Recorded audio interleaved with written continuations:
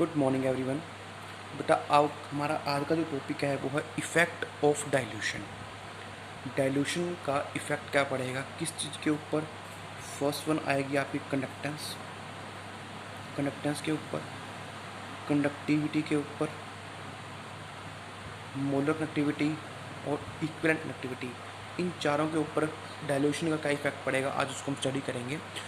Firstly dilution का मतलब क्या होता है बेटा, हमें ये पता होना चाहिए। डाइल्यूशन का मतलब होता है कि आप किसी चीज़ के अंदर वाटर ऐड कर रहे हो, ठीक है, आप उसको डाइल्यूट कर रहे हो, या बोल सकते हो कि उसकी जो कंसनट्रेशन है उसको क्या कर रहे हो, डिक्रीज़ कर रहे हो, ठीक है। तो dilution increase means concentration decrease, मतलब जैसे कि आपकी, ठीक है बेटा, इसको ऐसे समझ लो, ज़्यादा कन्फ्यूज होने की जरूरत नहीं है कि डाइल्यूशन का मतलब क्या है, कंसनट्रेशन को डिक्रीज़ करना, ठीक है। जैसे कि एग्जांपल चलो ले लेते हैं कि 20 ग्राम प्रेजेंट आपके पास 100 ml के अंदर, तो इसकी कंसनट्रेशन कितनी है बेटा, 20%। आपने इसके अंदर वाटर ऐड कर दिया, तो पहले वॉल्यूम कितना था 100 ml, अब कितना हो गया, मैंने 100 ml वाटर ऐड कर दिया, तो यहाँ पे कितना हो गया 200 ml, तो अब कंसनट्रेशन कितनी होगी 10%। मतलब डाइल्यूशन का मतलब क्या है, वाटर आपने ऐड किया तो वहाँ पे कंसनट्रेशन क्या होगी, डिक्रीज़। तो फर्स्ट थिंग आपकी ये चीज़ है कि डाइल्यूशन आप इंक्रीज़ करते हो तो कंसनट्रेशन वहाँ पे डिक्रीज़ करेगी। अब हमें देखना है कि बेटा कि डाइल्यूशन करने से कंडक्टेंस पे, कंडक्टिविटी पे, मोलर कनेक्टिविटी, इक्विवेलेंट कनेक्टिविटी पे क्या इफेक्ट पड़ेगा, क्लियर। लेकिन उससे पहले हमें पता हो कि कंडक्टेंस क्या होती है। सबसे पहले तो ये पता होना चाहिए बेटा कि कंडक्टेंस, की कंडक्टेंस क्या होती है। कंडक्टेंस क्या होती है बेटा, कंडक्टेंस हम बोल देते हैं जब आपके जो आयन है वो ईजिली फ्लो कर पाए, यही होती है कंडक्टेंस। कि हमने क्या किया बेटा, अगर आयंस आपके ईजिली मूव हो रहे हैं तो वो क्या कर रहे हैं, कनेक्ट हो रहे हैं, यानी कि कंडक्टेंस क्या होती है, ईजी फ्लो ऑफ आयन। जहाँ पे फ्लो ऑफ आयन आसानी से हो जाए वहाँ पे कंडक्टेंस क्या होती है, ज़्यादा होती है। तो इसको मान सकते हैं कि बेटा ease of flow of ions, इसको हम कंडक्टेंस बोल सकते हैं कि जहाँ पे फ्लो आयंस ईजिली फ्लो कर सकते हैं वहाँ पे कंडक्टेंस ज़्यादा है, जहाँ पे ईजिली फ्लो नहीं कर पा रहे वहाँ पे कंडक्टेंस कम होती है।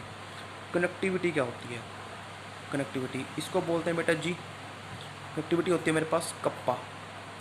अब मतलब सेम ही है, ये क्या है, ये भी कंडक्टेंस है, किसकी, conductance of 1 ml of electrolytic solution, या फिर इसका 1 सेंटीमीटर क्यूब भी बोल सकते हो, सेम मीनिंग है कि कंडक्टेंस किसकी, 1 ml ऑफ इलेक्ट्रोलाइट की आपके पास क्या होती है, ये कंडक्टेंस होती है, उसको बोल देते हैं कनेक्टिविटी। मोलर कनेक्टिविटी को हम कैसे लिखते हैं बेटा, उसको हम लिखते हैं kappa into 1000 divide by M, यही लिखा था मैंने। और इसको हम क्या लिख सकते हैं बेटा, कप्पा इंटू वॉल्यूम, बिकॉज ये क्या है, ये आपका वॉल्यूम था। कौन सा वॉल्यूम, जिसके अंदर 1 मोल ऑफ इलेक्ट्रोलाइट डिजोल्व है। उसके बाद इक्विवेलेंट कंडक्टेंस क्या होती है बेटा, kappa into 1000 by normality is equal to kappa into again क्या, वॉल्यूम। यानी कि ये क्या है बेटा, अगेन ये भी आपका क्या है, वॉल्यूम है, in which 1 equivalent of electrolyte is added, ठीक है। तो इन चारों के ऊपर आई थिंक आप मीनिंग समझ गए हो, तो आपके लिए इनके ऊपर इफेक्ट इनका समझना क्या होगा, इजी होगा। लेट अस स्टार्ट बेटा कंडक्टेंस। कंडक्टेंस का क्या होगा अगर हम इंक्रीज़ करेंगे, तो बेटा सिंपल सी बात है, 3-4 चीज़ मैं लिखूँगा पॉइंट्स यहाँ पे, आप सिर्फ वो समझना एक बार के लिए, आपका टॉपिक क्लियर हो जाएगा ये वाला। कि जब भी आपने डाइल्यूशन इंक्रीज़ किया, डाइल्यूशन आप इंक्रीज़ कर रहे हो, तो इन दैट केस जो कंसनट्रेशन है वो क्या होती है, डिक्रीज़ होती है। सपोज हमारे पास ये कोई सोल्यूशन, इलेक्ट्रोलाइटिक सोल्यूशन है, हमने यहाँ पे इलेक्ट्रोलाइट ऐड कर दिया है यहाँ पे, तो यहाँ पे कैटायन थे, सपोज एक तो ए पॉजिटिव है एक बी नेगेटिव है, कि ए भी मैंने डाला है इसके अंदर, ए पॉजिटिव और बी नेगेटिव, 2 कैटायन और एनायन है यहाँ पे, यानी कि 2 आयन प्रेजेंट है, ठीक है। यहाँ पे सोल्यूशन कितना है, 100 ml है सपोज, क्लियर। अब यहाँ पे अगर हम देखते हैं तो इनके बीच में जो डिस्टेंस है वो क्या है, कम है, कम स्पेस है इनके बीच में, यानी कि स्पेस कम है, डिस्टेंस क्या है बेटा, कम है, और फोर्स ऑफ अट्रैक्शन क्या रहेगी वहाँ पे, ज़्यादा रहेगी। मतलब जो ये आयन है इतनी ईजिली मूव नहीं कर पाएंगे, ईजिली फ्लो नहीं कर पाएंगे, बिकॉज एक दूसरे से क्या हो रहे हैं, अट्रैक्ट हो रहे हैं। लेकिन जब मैं डाइल्यूशन करता हूँ, तो सपोज मैंने 100 ml ओ डाल दिया इसके अंदर, क्लियर, तो उससे क्या होगा बेटा, उससे क्या होगा, अगर आप डाइल्यूशन करते हो तो कंसंट्रेशन डिक्रीज, जो आपका क्या था बेटे, फोर्स ऑफ अट्रैक्शन था, मैं पहले बात करें फोर्स डिस्टेंस था, किसके बीच में, कैटायंस और एनायंस के बीच में, वो क्या करेगा, डिस्टेंस इंक्रीज़ करेगा। डिस्टेंस इंक्रीज, तो जो फोर्स ऑफ अट्रैक्शन थी उनके बीच में वो क्या करेगी, डिक्रीज़ करेगी, डिक्रीज़ करेगी। या उससे क्या होगा, जो ease of flow of electron है, जो ईज़ ऑफ फ्लो है वो क्या करेगा, इंक्रीज़ करेगा। मतलब कि अब जो आपके कैटायन और एनायन है वो ईजिली मूव कर पाएंगे, और जब ये ईजिली मूव कर पा रहे हैं इट मीन्स क्या है, जो कनेक्टेंस आपकी वो क्या कर गई है, इंक्रीज़ कर गई है।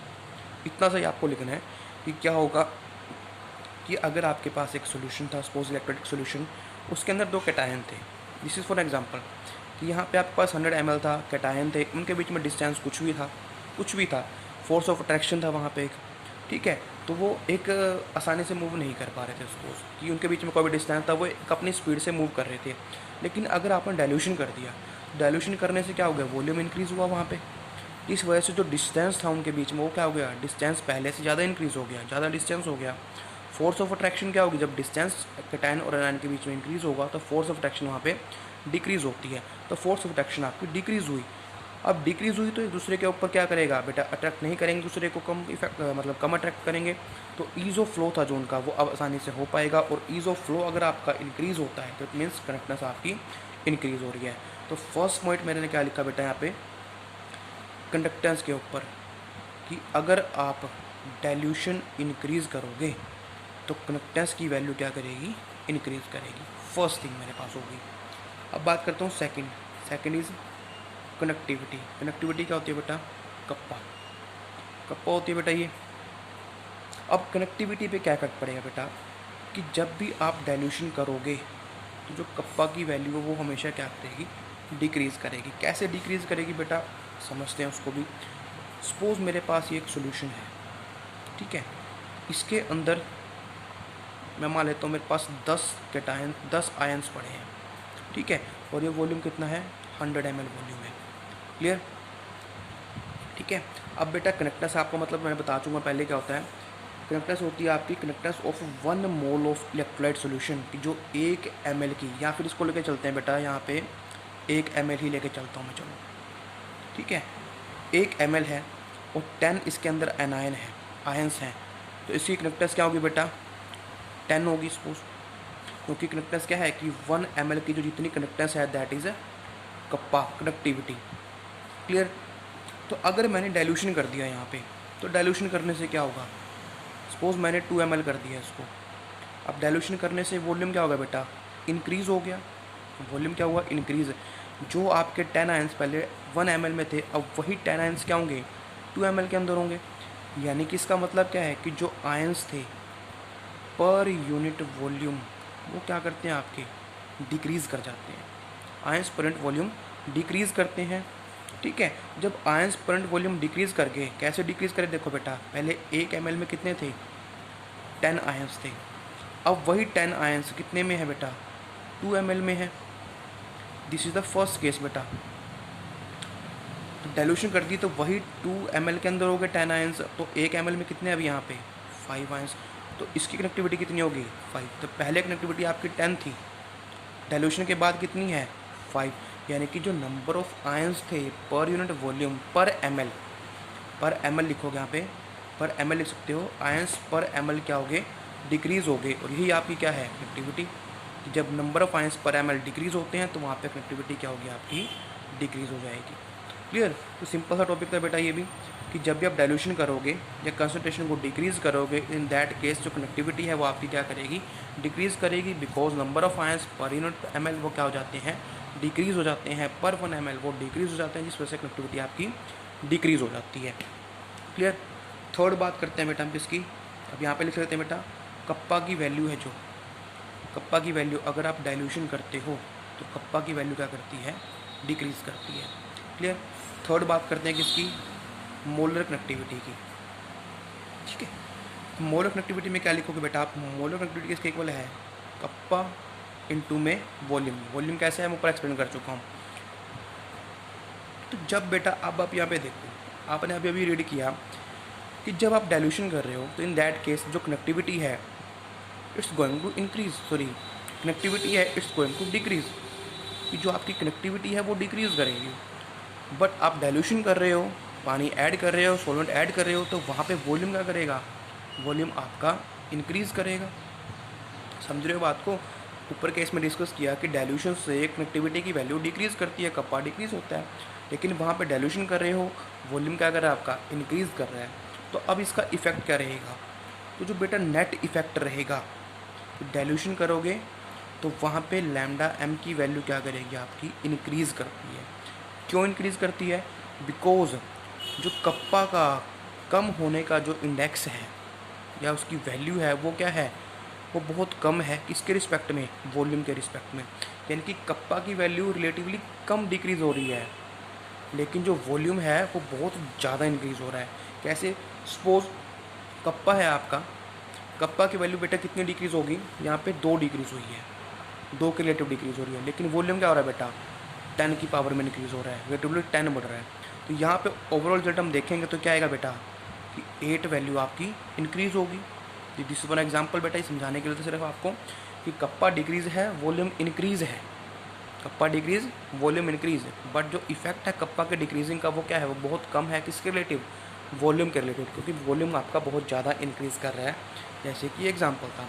तो इस तरह से क्या हुआ बेटा कि जो नेट इफेक्ट था वो क्या था कि लैम्डा एम की वैल्यू क्या करती है, इंक्रीज़ करती है ऑन डाइल्यूशन। ठीक है, यानी कि मोलर कनेक्टिविटी आपकी इंक्रीज़ करेगी जब आप डाइल्यूशन करते हो। सेम केस किसका है, इक्विवेलेंट कनेक्टिविटी का है, वो भी किसके इक्वल है बेटा, कप्पा इंटू में वॉल्यूम के, सेम चीज़ है। इसको डिक्रीज़ करना है, इसको इंक्रीज़ करना है, तो नेट इफेक्ट क्या था बेटा, वॉल्यूम आपका इंक्रीज़ कर रहा है बहुत ज़्यादा वे में, इसलिए इक्विवेलेंट कनेक्टिविटी भी आपकी क्या करेगी, इंक्रीज़ करेगी जब आप डाइल्यूशन को इंक्रीज़ करते हो। Clear.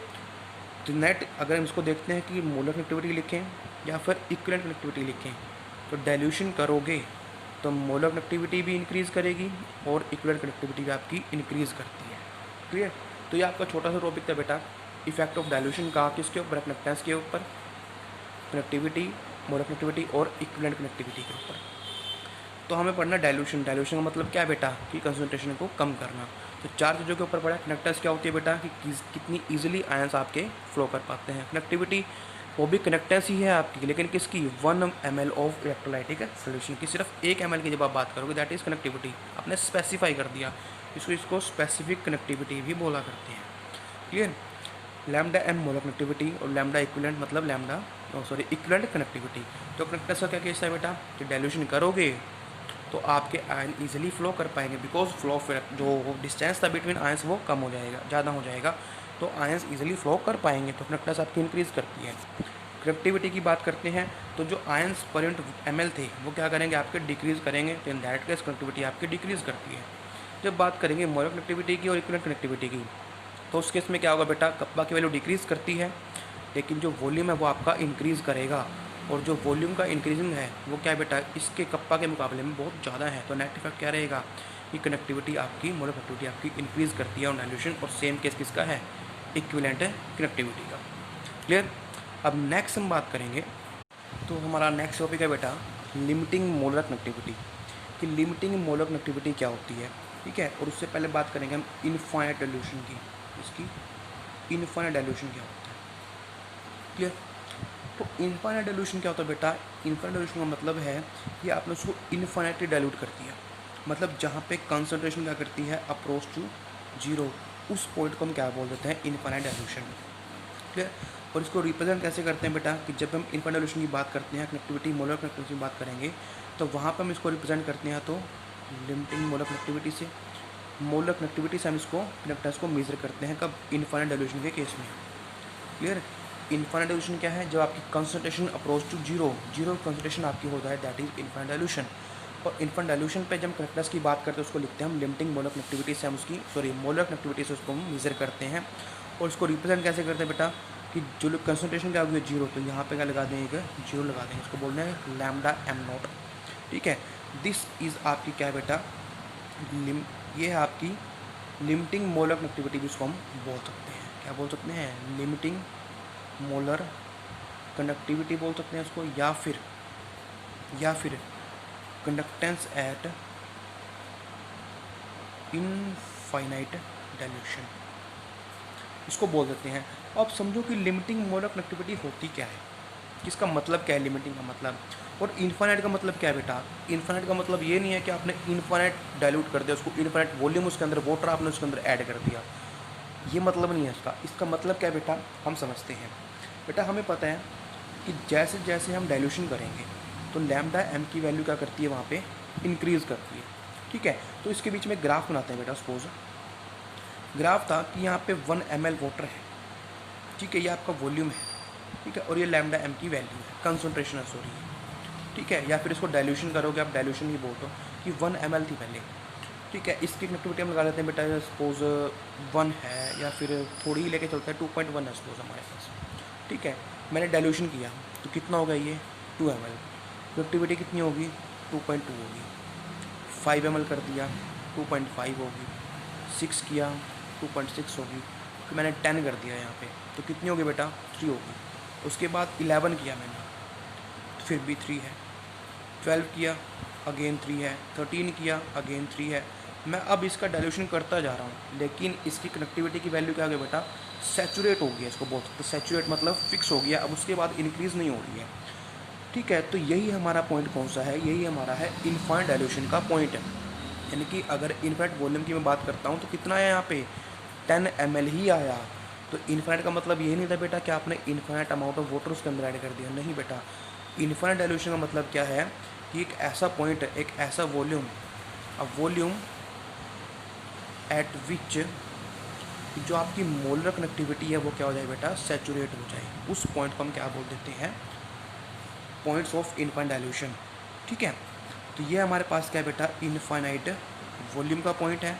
This is the volume at which the delta lambda M value gets saturate.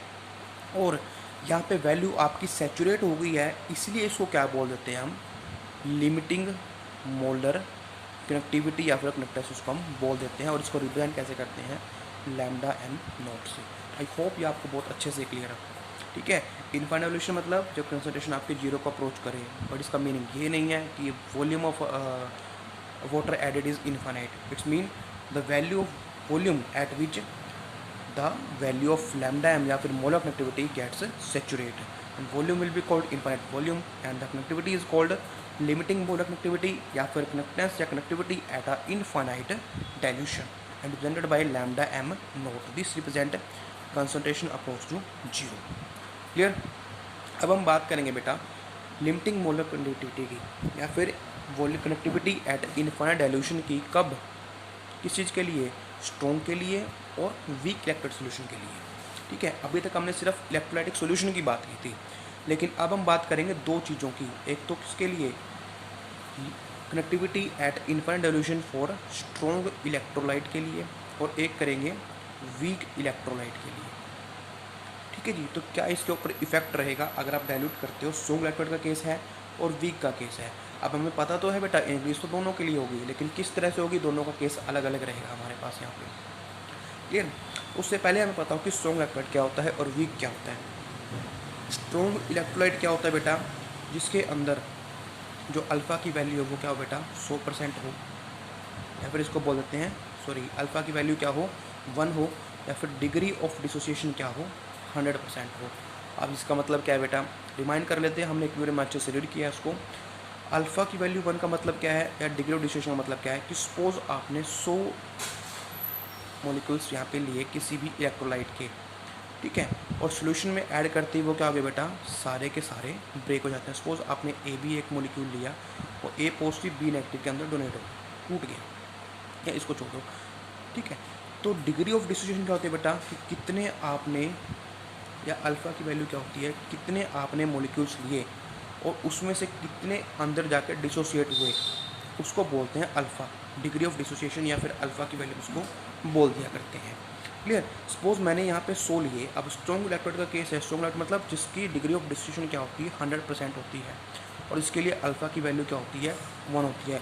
Means मैंने 100 लिए और 100 के 100 ही मेरे क्या हो गए बेटा, ब्रेक हो गए, इसमें मैंने 100 कैटायन और 100 ही मेरे को एनायन मिले। तो यानी कि आप अल्फ़ा की वैल्यू कैसे निकालोगे, कितने आपने मोलिक्यूल लिए 100, कितने डिसोसिएट हुए 100, तो कितना आ गया 1।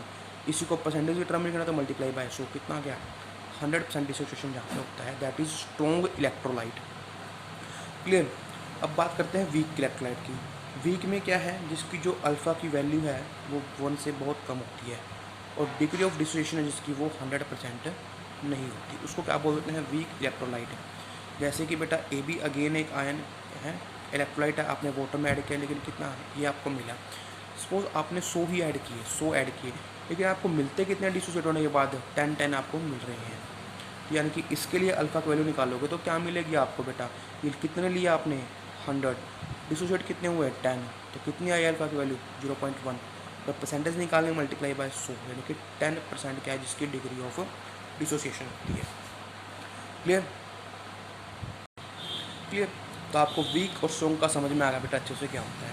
अब हम बात करते हैं कि डाइल्यूशन जब हम करेंगे, डाइल्यूशन जब हम करते हैं तो उसका डीओडी पे क्या इफेक्ट पड़ेगा, क्या इफेक्ट उसका आएगा। क्लियर। अब देखो बेटा क्या इफेक्ट आएगा, समझना फैक्ट आपके लिए बहुत ज़रूरी है। क्या होता है बेटा, जब आपने एक स्ट्रॉन्ग इलेक्ट्रोड ऐड किया तो वो कम्प्लीटली क्या हो चुका है, डिसोसिएट हो चुका है। आपने 100 लिए थे और 100 के 100 डिसोसिएट हो गए। ठीक है, अब आपने वाटर ऐड कर दिया उसके अंदर, डाइल्यूट कर रहे हो आप उसको, तो क्या डिग्री ऑफ डिसोसिएशन में कोई इफेक्ट पड़ेगा, नहीं पड़ेगा। डीओडी पे कोई भी इफेक्ट नहीं पड़ेगा किसका, अगर आप डाइल्यूशन इंक्रीज करते हो। क्यों नहीं होता बेटे, इसलिए बिकॉज जो आपका इलेक्ट्रोलाइट था वो ऑलरेडी क्या हो चुका है, कम्प्लीटली डिसोसिएटेड था। आप डाइल्यूशन करते जाओगे तो उस केस में आपका डीओडी पे कोई इफेक्ट नहीं पड़ेगा, बिकॉज टूटने के लिए 100 ही इलेक्ट्रोलाइट थे आपके पास, 100 के 100 टूट चुके हैं, तो क्या टूटेगा फिर, कुछ भी नहीं। तो इसलिए डाइल्यूशन का डीओडी पे कोई इफेक्ट नहीं पड़ता।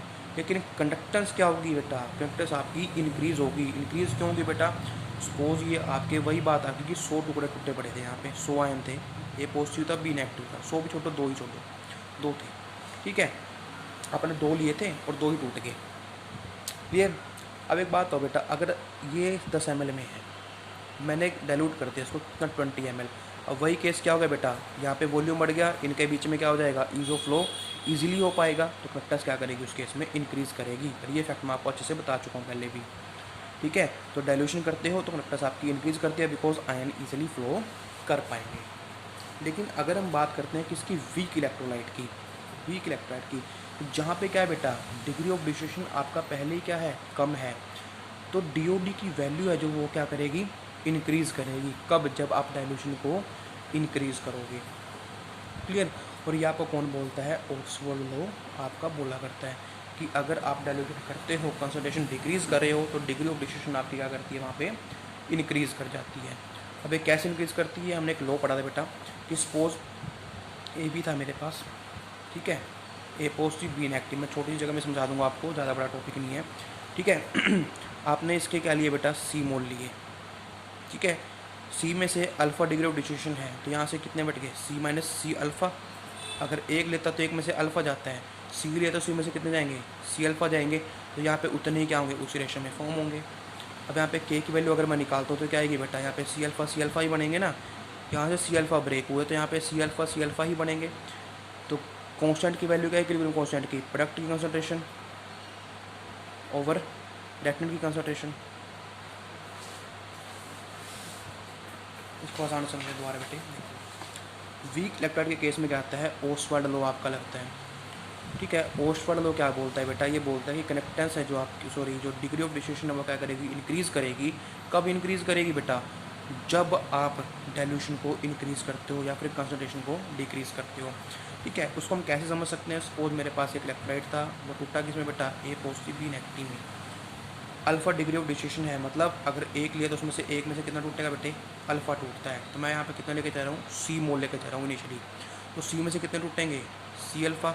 और यहाँ पे जिस रेशो में टूटेंगे, यहाँ पे 1 और 1 का रेशो है, तो सी अल्फ़ा टूटा है, यहाँ पे सी अल्फ़ा और सी अल्फ़ा की ही फॉर्मेशन होगी। क्लियर। तो अगर मैं लिखता हूँ यहाँ पे इक्विलिब्रियम कांस्टेंट की वैल्यू, तो वो क्या रहेगी, प्रोडक्ट की concentration C alpha into C alpha divide by concentration of reactant, equal किसके आएगा, C square alpha square over, C common ले लेते हैं तो 1 माइनस अल्फ़ा बचता है, इस चीज़ से कैंसिल, तो क्या बचा, C alpha square over 1 minus alpha. अब एक बात बताओ बेटा मेरे को कि यहाँ पे वीक इलेक्ट्रोलाइट का केस है, तो जो अल्फ़ा की वैल्यू है वो क्या है बेटा, 1 से बहुत कम है, बहुत कम है ना। मैंने ली थी बेटा 10 के लिए 0.1 की वैल्यू ली थी वहाँ पे। तो वीक के लिए केस की वैल्यू जो आपकी होती है वो इतनी बहुत कम होती है, अल्फ़ा की वैल्यू 1 से बहुत कम होती है। तो यहाँ पे जो 1 माइनस अल्फ़ा वो किसके इक्वल हो जाएगा, 1 के इक्वल ही हो जाएगा, यानी K is equal to C alpha square over 1 हो जाएगा। और यहाँ से मेरे को निकालना क्या है, अल्फ़ा डिग्री ऑफ डिसोसिएशन, तो alpha square is equal to K by C and alpha is equal to root K by C. ये आपका ओसवाल्ड लॉ है, यहाँ से आप देख सकते हो बेटा, कंसंट्रेशन आप डिक्रीज़ करोगे तो alpha and degree of distribution आपकी इंक्रीज़ करती है। ठीक है, ये फैक्ट मेरे को आपको बताना था कि स्ट्रॉन्ग इलेक्ट्रोड केस है, आप इंक्रीज़ करोगे कंसंट्रेशन को, डायल्यूशन को इंक्रीज़ करोगे तो डिग्री ऑफ डिस्ट्रीब्यूशन पे कोई फ़र्क नहीं पड़ेगा। लेकिन यहाँ पे फ़र्क पड़ता है वीक के केस में, अगर आप कंसंट्रेशन कम कर रहे हो तो डिग्री ऑफ डिस्ट्रीब्यूशन आपकी इंक्रीज़ करती है। अगेन कंसंट्रेशन तो आपकी इंक्रीज़ करेगी बिकॉज नंबर ऑफ आयन भी बढ़ रहे हैं और आयन के बीच का डिस्टेंस भी आपका इंक्रीज़ हो रहा है। क्लियर। अब हम यहाँ पे इसको ग्राफिकली स्टडी करेंगे। ठीक है, यानी कि ग्राफिकली लैम्डा एम नॉट की वैल्यू निकालेंगे, किसके लिए, फर्स्टली निकालेंगे स्ट्रॉन्ग इलेक्ट्रोलाइट के लिए ग्राफिकली। तो अगर आप अपनी बुक में ग्राफ देखते हो बेटा, कुछ इस तरह का बना हुआ ग्राफ है। ठीक है, यहाँ पे हम ग्राफ बनाते हैं किस किस चीज़ के बीच में, एक तो बनाएंगे लैम्डा एम के बीच में। ठीक है, और दूसरा क्या है, रूट सी यानी कि कंसंट्रेशन के स्क्वायर रूट के बीच में हम यहाँ पे ग्राफ बनाएंगे। तो ग्राफ हमारा कुछ इस तरह का बनता है बेटे।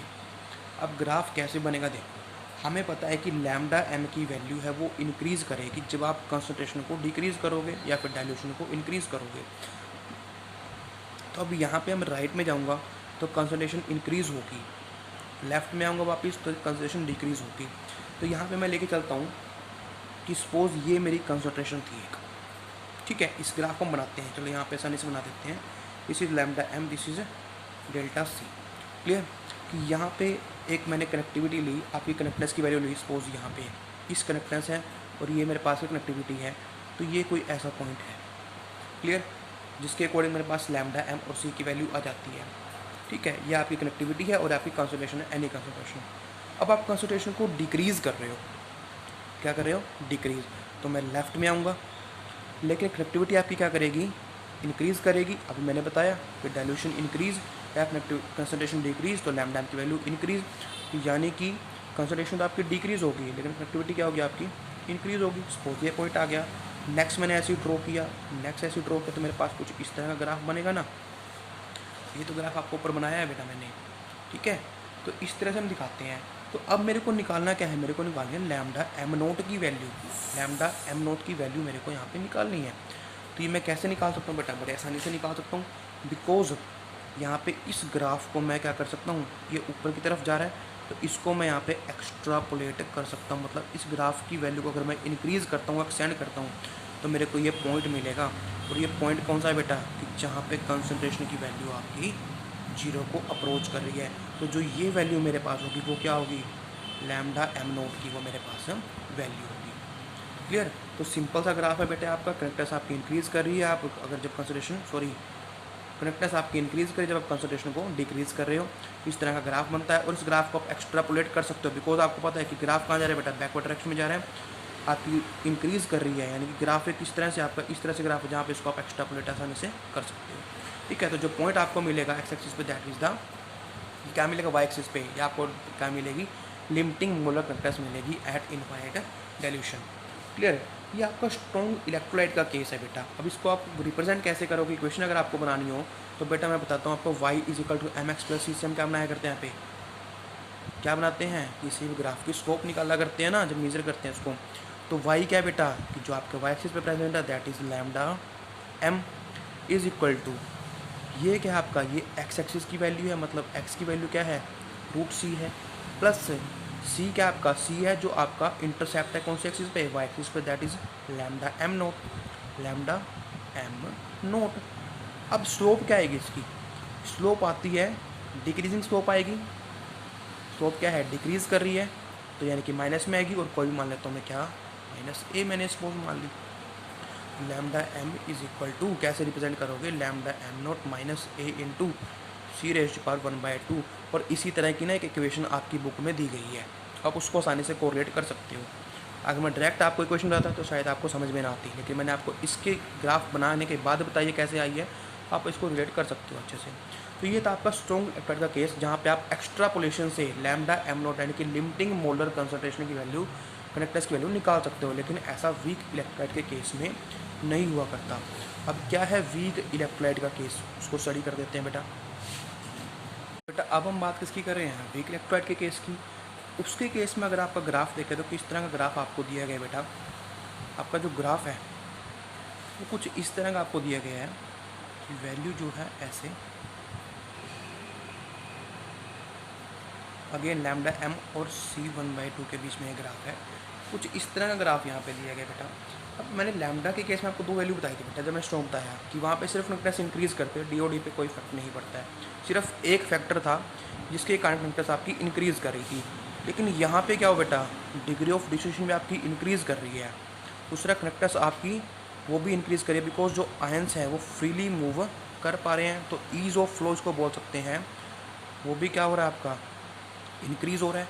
तो यहाँ पे 2 फैक्टर हैं जिसकी वजह से कनेक्टेंस आपकी इंक्रीज़ कर रही है, ठीक है। तो यहाँ पे आप देख सकते हो बेटा कि इस पॉइंट पे कोई कनेक्टेंस है आपकी, या आपकी कंसंट्रेशन है इस पॉइंट पे, और यहाँ पे कनेक्टेंस वैल्यू है।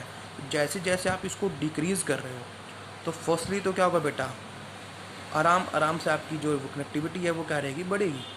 लेकिन आफ्टर दैट एकदम से क्या करती है, आपकी कनेक्टिविटी इंक्रीज़ करती है, और उसका रीज़न क्या है, उसका रीज़न बेटा यही है कि यहाँ पे 2 फैक्टर है, डिग्री ऑफ डिसोसिएशन भी आपकी इंक्रीज़ होगी और ईज़ ऑफ फ्लो भी आपका इंक्रीज़ हो गया है। क्लियर। देखो यहाँ पे कि कनेक्टेंस आपकी ज़्यादा है तो आप क्या हो बेटा, थोड़ा बहुत इफेक्ट आ रहा है, यानी कि ग्राफ है जो आपका स्लोली क्या कर रही है, वैल्यू की वैल्यू इंक्रीज़ कर रही है, ठीक है। लेकिन आफ्टर पॉइंट एक पॉइंट ऐसा आएगा जब इसके बाद क्या करेगी, कनेक्टिविटी वैल्यू देखो एकदम से आपकी क्या करती है, इंक्रीज़ करती है, कि कंसंट्रेशन आप यहाँ से यहाँ लेके आए हो, लेकिन जो कनेक्टिविटी वो बहुत ज़्यादा इंक्रीज़ कर रही है। उसका रीज़न क्या है, बिकॉज 2 फैक्टर है यहाँ पे 2 फैक्टर हैं जो इस चीज़ को अफेक्ट कर रहे हैं। यहाँ पे सिर्फ एक फैक्टर था, इसलिए आपकी लिनियरली मूव कर रहा था ग्राफ, क्या कर रहा था, ग्राफ लिनियरली मूव कर रहा था, बिकॉज ईज ऑफ फ्लो ही आपका इंक्रीज हुआ डायल्यूशन से, इसलिए ग्राफ लिनियरली मूव कर रहा था। लेकिन यहाँ पे एक रेक्टेंगुलर पैराबोला इसको बोल सकते हैं, वो ग्राफ आपको मिल रहा है, और इसका रीज़न क्या है, बिकॉज यहाँ पे 2 फैक्टर हैं इसको अफेक्ट करने वाले, फर्स्ट तो डिग्री ऑफ डिसोसिएशन इंक्रीज हुई है, दूसरा ईज ऑफ फ्लो इंक्रीज हुआ, इसलिए आपकी जो कनेक्टेंस की वैल्यू वो एकदम से इंक्रीज कर जाती है, ठीक है। अब हमें तो बेटा लैम्डा एम नोट की वैल्यू निकालनी है, तो आप यहाँ से खुद देख सकते हो बेटा कि जो ग्राफ है आपका, ये ग्राफ है, ये जा रहा है ऊपर की तरफ, ये क्या है, इस वाई एक्सिस के पैरेलल ही होता जा रहा है, इसके पैरेलल ही है। अब अगर हम यहाँ से अंदाज़ा लगाएं कि ये कहाँ पे जाके इसको मीट करेगा, तो दैट इज़ नॉट पॉसिबल। हम यहाँ पे अंदाज़ा लगा ही नहीं सकते कि ये वाई एक्सिस को कहाँ पे टच करेगा। जैसे आपका स्ट्रॉन्ग का केस था, अब आपको पता है कि डिक्रीज ऐसे कर रहा है, तो आप कह सकते हो इसको पोलेट कर सकते हो, एक्स्ट्रा पोलेट आप कर सकते हो, ड्रॉ कर सकते हो उसको कि हाँ ये ऐसे जाके यहाँ पे इस पॉइंट पे इसको टच करेगा ही करेगा। लेकिन यहाँ पे ऐसा अंदाज़ा आप लगा ही नहीं सकते, क्योंकि आप लिमिटिंग मोलर कनेक्टिविटी की वैल्यू इस ग्राफ से फाइंड आउट कर ही नहीं सकते, बिकॉज यहाँ ये ग्राफ है, जो ये कर्व है आपकी, वाई एक्सिस को कहाँ पे टच करेगी ये अंदाज़ा लगाना मुश्किल है, बिकॉज यहाँ पे इसके पैरेलल होती जा रही है। क्लियर। तो इस ग्राफ से आप इसकी वैल्यू नहीं निकाल सकते। क्लियर। तो आप किसका यूज़ करोगे, यहाँ पे आप यूज़ करते हो बेटा कोलार्स लॉ, आपका लॉ, कोलार्स लॉ आप यहाँ पे यूज़ करते हो किसके लिए, limiting molar connectivity lambda M naught की वैल्यू निकालने के लिए, किसके लिए, वीक इलेक्ट्रोलाइट के केस के लिए। बिकॉज स्ट्रॉन्ग में आप एक्स्ट्रा प्लेट करके निकाल सकते हो, लेकिन यहाँ पे नहीं निकाल सकते, बिकॉज ये है। और दूसरा रीज़न आप क्या देख सकते हो बेटा, यहाँ पे आप देख सकते हो बेटा कि जो कंसंट्रेशन है वो जीरो को अप्रोच कर रही है, क्या कर रही है, concentration is approaching to zero, ठीक है। कंसंट्रेशन आपकी जीरो को अप्रोच कर रही है, यानी कि कंसंट्रेशन क्या हो जाए बेटा, काफ़ी लो कंसंट्रेशन आपकी हो गई है, तो इसीलिए जो कनेक्टिविटी ऑफ द सोल्यूशन है वो भी क्या हो जाएगी बेटा, बहुत कम हो जाएगी। जो कनेक्टिविटी है इज सो लो दैट कि हम उसको मेज़र नहीं कर सकते। क्लियर। एक्यूरेटली उसको मेज़र नहीं कर सकते। फर्स्ट थिंग थी ग्राफ से निकुलेट कर सकते हैं, बिकॉज ये इक्वल होती जा रही है।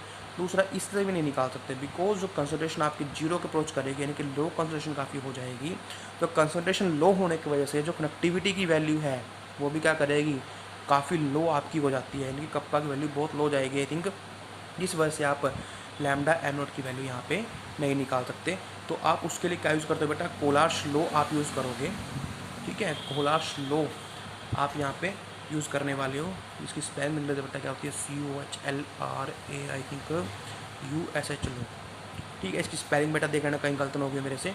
कोलार्स लॉ आप यूज़ करते हो। कोलार्स लॉ क्या बोलता है कि जो लिमिटिंग मोलर कनेक्टिविटी है किसके लिए, किसी भी इलेक्ट्रोलाइट के लिए, इससे आप strong as well as weak के लिए लिमिटिंग मोलर कनेक्टिविटी निकाल सकते हो। क्लियर। तो ये क्या बोलता है बेटा कि limiting molar connectivity of a electrolyte वो किसके इक्वल है, वो है sum of what, limiting molar connectivity या फिर limiting molar ionic connectivity of the cation and anion. ठीक है, क्या है जो लैम्डा एम नोट की वैल्यू है वो किसके इक्वल होगी, वीक इलेक्ट्रोलाइट के लिए या किसी भी इलेक्ट्रोलाइट के लिए किसके इक्वल होगी, sum of limiting molar ionic connectivity of the cation and anion. कि सपोज आपके पास ए बी एक आयन था, आपने उसको ब्रेक कर दिया तो ए पॉजिटिव नेगेटिव में जाएगा। तो जो लैम्डा ए बी की वैल्यू है, लैम्डा ए बी नोट की sorry lambda A B naught की वैल्यू है वो किसके इक्वल होने वाली है, यहाँ से दोबारा देख लेते हैं बेटा। कोलार्स लॉ क्या बोलता है कि जो सम ऑफ जो लिमिटिंग मोलर कनेक्टिविटी है of any electrolyte it is equal to what, sum of limiting molar ionic connectivity of the cation and anion. Suppose A B एक इलेक्ट्रोलाइट था आपके पास, वो ए पॉजिटिव बी नेगेटिव में break हुआ, then limiting molar connectivity of A B is equal to किसके रहेगी बेटा, lambda naught of cation plus में लैम्डा नोट ऑफ एनायन। इन दोनों की जो मोलर आयनिक कनेक्टिविटी होगी उसके इक्वल वो रहेगी। क्लियर। अब इसके ऊपर ये आपका छोटा सा लो है जिसके थ्रू आप ये निकाल सकते हो। क्लियर। अब नेक्स्ट जो उसके न्यूमेरिकल है कोलार्स लॉ के, इसकी कुछ एप्लीकेशन है बेटा वो हम कल की वीडियो में डिस्कस करेंगे, बिकॉज ये वीडियो ऑलरेडी काफ़ी लंबी हो चुकी है आपकी। क्लियर। तो कल को हम इस लॉ को अच्छे से पढ़ेंगे, इसी लॉ आपको समझ में आ ही गया होगा फर्स्टली। तो कल हम इसकी क्या पढ़ेंगे, एप्लीकेशंस पढ़ेंगे, और उसके ऊपर बेस जो न्यूमेरिकल आते हैं आपके वो हम कल स्टडी करेंगे। उसके बाद आपका एक टॉपिक रहता है बैटरीज़ का, बिकॉज फ्यूल सेल्स और एक आध टॉपिक और आपके सिलेबस से यहाँ से कट चुके हैं। ठीक है, लेकिन फिर भी मेरी कोशिश रहेगी बेटा कि चैप्टर मैं आपको कंप्लीट ही करवा दूँ। क्लियर। तो बैटरी और उसके बाद हम डिस्कस करेंगे। तो दो वीडियो और आएंगे इसके आपके पास, वीडियो इसकी लेक्चर की, दो वीडियो आपके पास हो आएंगे इस चैप्टर का जाएगा आपका फिनिश हो जाएगा। Till then complete your syllabus and submit to me. Thank you.